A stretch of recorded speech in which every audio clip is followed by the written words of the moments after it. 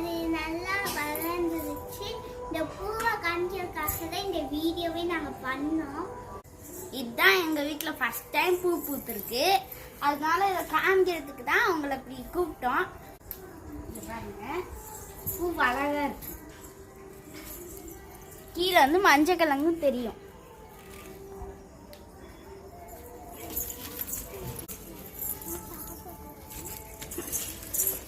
இப்போ பாருங்க, மஞ்சளா இருக்கா.